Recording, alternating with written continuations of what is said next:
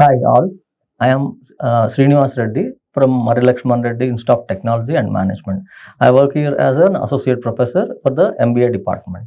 So here the today's topic is introduction to in management and organizational behavior.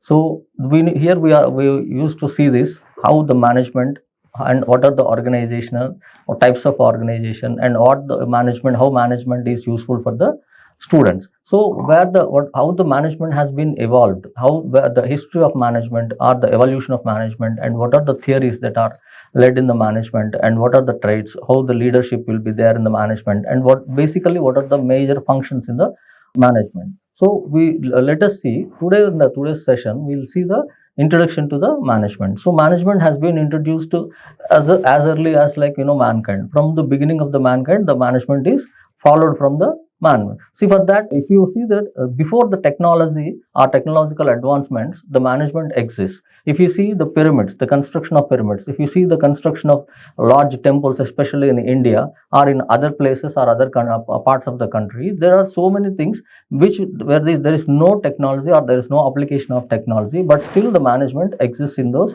particular things. So before the invent of technology itself, the management is in existence. Without management or without proper managerial impact or managerial things, the people might have not constructed such a huge structures.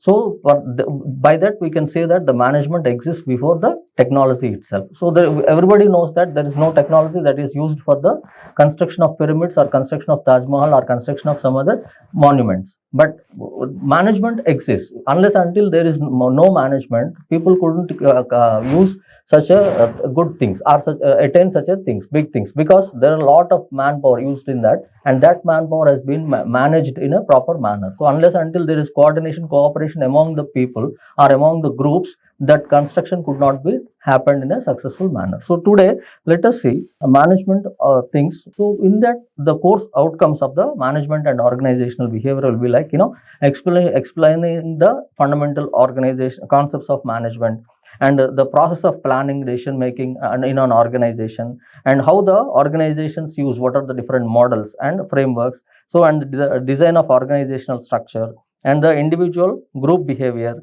and evaluation of the leadership skills. These are the main course outcomes for this particular course.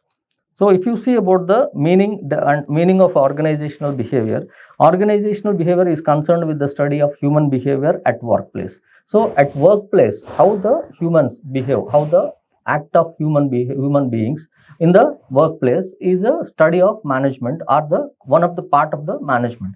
So unless until we study how the people behave there in the workplace, we cannot frame the work, we cannot assign the work, because a person with less knowledge and a person with a good knowledge cannot be treated in the same way, because he has the good ability and he has the less abilities. So the person who has less abilities should be used at the place where he is eligible, and the person with the greater abilities or expertise can be used at a higher positions, like decision making or in administrative affairs, or some other places.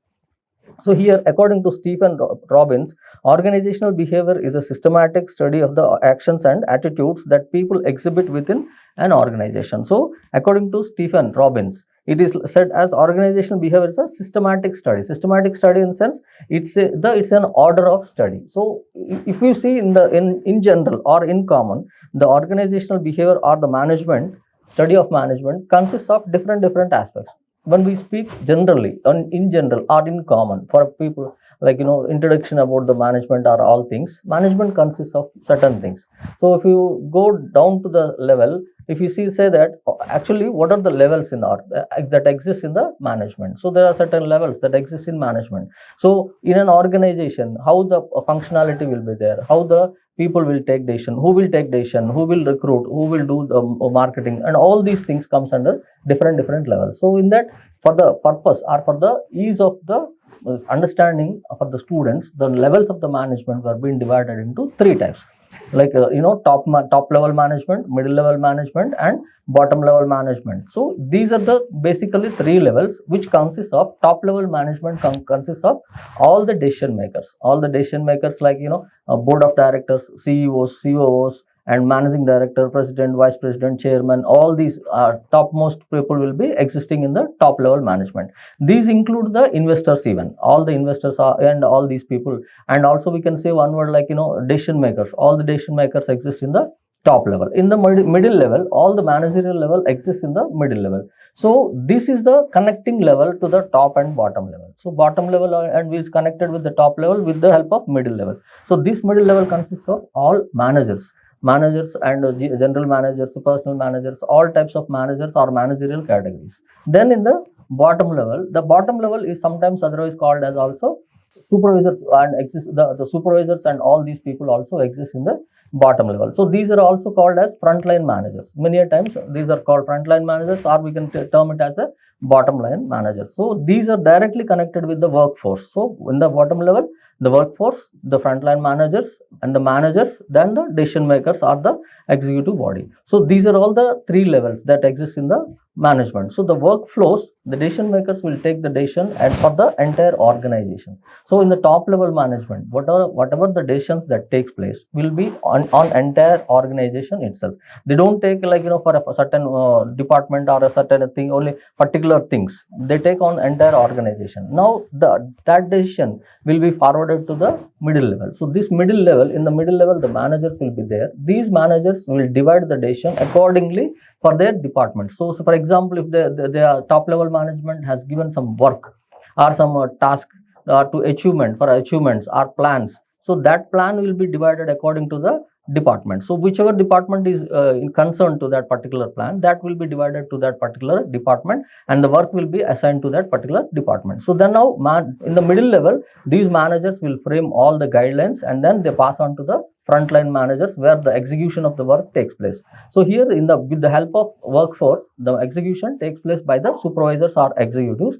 They will carry out the works. So it is from top to bottom, and from bottom to top, what is the progress of the work, what are the works that are being done, or what are the things that are being carried out during the particular period of time. So that will be given as a report to the ground workforce. The report will be calculated by the supervisor or executives. So these executives or supervisors will give the report to the managers. So the manager will collectively give the report to the top line people. So the top level management will take the decision according to the work progress. So this is bottom up level of positions. So now the elements of organizational behavior includes investigate, study of individuals and groups, impact of organizational structure on human behavior, application of knowledge to achieve organizational effectiveness. So here, whatever the thing that is being done, that should improve the effectiveness of the organizational performance. So to improve the organizational performance, we need human behavior, or we need to study the human behavior, because unless until we have humans or manpower, the tasks that are given or assigned to the organization cannot be completed. So it is a group of things that are being done by the individuals. So if you go to the historical evolution of organizational behavior, the first and formal study of organizational behavior began at 1890s, following the Industrial Revolution movement. So during the 1890s period, F.W. Taylor, Frederick Winslow Taylor, has mainly contributed a lot for the management. So he is sometimes called as father of management, or all the time we can say that he is a father of modern management or scientific management. Before that, there is management, but it is not scientifically proven. But we can't say that it is not proven, but we don't have proper evidences that it was also scientifically proven. But after the introduction, or after the F.W. Taylor in 1890, after his arrival into the scientific things, so he has shown that management is also a science, and it has the scientific things. So in 1890, Taylor has identified the positive effect of precise instructions, goal setting, and reward or motivation. These ideas became scientific management. So because of giving motivation to the employees started working more. Because of giving some incentives to the employees started working more. Before that, there is no motivation, there is no incentives, but recordedly, but we don't know, we don't have sufficient evidences that before that there is existed or not. But evidentially, from 1890 onwards, F.W. Taylor, Frederick Winslow Taylor, has introduced these things. By that, he has observed a lot of change. When we motivate the people, they started working more. Before that, when without motivation, the people's work is very less. But after giving certain motivation, they started more and more working. Also, and when they offer certain kind of incentives, for example, if the people used to work from morning to evening, then suddenly the organization wants some more work to be carried out within 1 hour or 2 hours. If they offer more incentives, those people used to work more and more. Or if they offer more incentives, the people the output of the people will be more, because it gives an encouragement to the individuals so that they gives their work more. So the scientific management is based on the belief that productivity is maximized when the organizations are rationalized with the precise sets of instructions based on time and motivation. So here time and motivation will be playing a very important role. So before this F.W. Taylor scientific principles, introduction of science to the management, there's no proper timings or proper maintenance of times. People used to, or the industries, or the industrialists, or the employer used to make the people work from dawn to dusk, in the sense morning 6 to evening 6. So till that light exists, till the time the light exists, they used to make the people work for all the day. So but after that, the F.W. Taylor has proposed certain things, that the work quality of the work from morning to evening will not be the same. So it is the best quality of the work will be only during the particular time periods, or during a particular time. Say for example, 8 hours a man who can work can give his highest ability for the 8 hours period. After that, his quality of the work will be reduced. So these 8 hours are the more important for the quality of the work. This was given by F.W. Taylor. So he was also called as father of scientific management. So he proposed 14 principles of management, out of which a few are studying task using time and motion study, scientifically select, train and develop workers. Managers provide detailed instructions, divide work between workers and managers. So here, if you see these a few of the principles that were being proposed by Frederick Winslow Taylor, there will be certain things like study of task using time and motion. So here, time, what is the time? Qualitative time, that the worker works more, that the employee works more. So that is called as qualitative time, and that is the motion time, where the worker moves or will be doing the work in a perfect manner. So his ability to do the work will be in a particular time. Then the training and developing the workers is an important task. See, a person cannot work for a continuously for years together on a simple or for a particular work, right? He should be promoted whenever he gets thorough expertise in that particular work. He should be promoted to the next level, so that he can gain more skills, he can gain more knowledge about the particular work, he can lead the teams, or he can guide other people. His expertise can be used for the development of organization, his expertise can be used for the development of others. Even from the expertise, he can, from his experience, he can give lot of advices to the people where there might be less risk and more output. So for that reason, he has given. Then managers also provide detailed instructions. So when we provide detailed instructions to the managers, then they can be able to work perfectly, and the task can be completed within the stipulated time of the organization. So by giving detailed instructions to the managers, their work will become simplified, and the work will be completely maximum to the max. The work can be completed at a higher success rate. So then divide the work between workers and managers. So here we need to, one more thing is like dividing the work between managers and the workers. Earlier it is not like, earlier before F.W. Taylor or before the Industrial Revolution, it was not like everybody used to do the same kind of work, whatever the other people does. If there is no manager, there is no supervisor, there is no worker, everybody are workers. Or they used to do like that. Only investor will be there, or the head of the in organization who invests or who starts the organization will be there. The rest of the people, there is no categorization. So everybody used to work from dawn to dusk, morning to evening. So but after this scientific proposal of scientific principles, the the work has been divided separately, who can do what kind of work, and what the quality of the work should be assessed based on their ability and skills. So the F.W. Taylor has proposed certain principles for that purposes.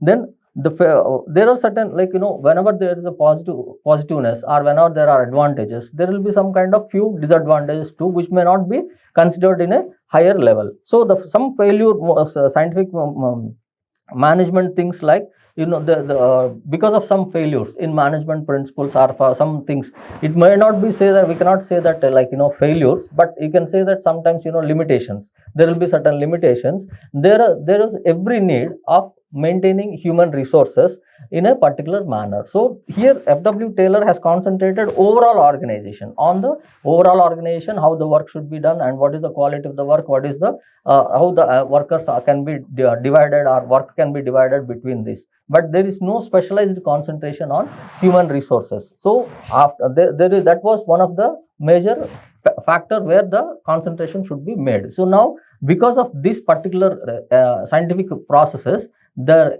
is the need for developing human resources has been arised. So it became a newer thing. So then there was another thing, like which was movement, which is called as human resource movement. In that particular thing has been given an importance. So why these human resource has to be given importance? Because of three reasons. Like, one is Great Depression of 1929, then second one is Hawthorne experiments, then third one is labor movement experiment. So these three things.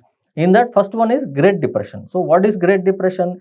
Great Depression is nothing but the crash of American markets led to worldwide depression, unemployment, collapse of economy. So in 1929, there was a crash in the American markets. Crash in the American markets in sense, the sales were very less. The moment was, the economic situation is very tightened. So there was no movement in the sales. There was no movement in the purchases. So there was, the production is somewhat getting up, but the movement is very less. It was realized that production alone is not management function, but marketing, finance, and human resources are required for survival of the business. So before that, the concentration, the industrialists or the entrepreneurs mainly concentrated on the production. As far as the markets, they started producing the products, but they never see that where the market is, or what demand is existing, or what the kind of flow is there, or what kind of customers we are targeting. There is no marketing. What are the strategies? They don't think. They are only concentrated on the production process. So by that, what happened? The products has been produced a lot, and those products are not needed by the market. So whenever there is no need of the product, then the demand for that product will be very less. So in that reason, it was realized that marketing, finance, and human resource, the importance of these three factors has been aroused. Because of that, slag in the product in the organization. So products have been produced, there is no sales, there is no inflow, there is no liquid returns. So proper management of all these things was not done before that. But after that, what happened? After the revolution or the scientific management processes, these things were being brought into the force. So the need for human resource is being identified in that particular thing. Because if we have a particular department for the human resources, they might have controlled the systems. If we might have a proper management system, like marketing system, we might have sold the products to where they are needed, or which markets they are needed, or which demographic areas where we can sell the products. If we have proper financial department, then we can rotate the cash flow, funds flows, how the funds can be utilized, and we can control the wastage, and we can control the costs. So by that, what happens? The cost of the production can be reduced, so that the price will be in a reasonable manner. So these three departments has been given importance. So they got the realization, they got the importance for these three things. So after human problems, role of personal department and human relations got direct, indirect significances. So after identifying these things, these three factors has been got very significance. So in that, as we said earlier, there are the three things, like you can see this, like, Great Depression of 1929, Hawthorne labor experiments, labor movements. So we can see that the Great Depression we have seen. Then the next one is labor movements. So labor movements, in sense, nothing but the continuous exploitation made workers to realize their protections lies in their own hands. So formulated labor unions that had desired effect on management. So here labor movements is nothing but the people has identified, the employees have been identified that they are being exploited, their work has been exploited at a higher level. So for that reason, they identified all these things, they started thinking about this process. So the formulated labor unions that had desired effect on management process. So here what happened, they identified, the employees have identified the exploitation of their work. So they wanted to form something like, they want to control this kind of exploitation. For that reason, they want to identify themselves, somebody has to represent this exploitation. So thus it was the labor unions have been started. So working hours and conditions, wage policies, and all these factors have come into force because of this exploitation, work exploitation. Before that, what happened, the employers or the investors, they used to loot the work of the employees. They used to pay less, ask the people to work more and more. So this kind of exploitation were being identified, and the employees, especially the workforce, they want to control their exploitation. So they want somebody else who can take care of themselves. So those are nothing but the labor unions or the workers unions. So the unions have been incorporated into the human relation systems in the organization. Thus the thought of human unions, workers unions or employee unions, came into force. Now let us see the Hawthorne experiments or the effects of Hawthorne experiments. So in this, there was a series of experiments which were conducted on manpower. Then those studies are called as Hawthorne studies. So they are conducted in the Western Electric Plant in the Hawthorne city of United States. So thus that is why they are called as Hawthorne experiments. These experiments were conducted in Hawthorne city in the Western Electric Company. So the company is Western Electric Company. The place where the experiment is conducted is Hawthorne city, and it was in United States. So these experiments, like they are conducted on the manpower to study the impact of things. So this effect occurs when people improve same aspect of their behavior or performance simply because they know that they are being assessed.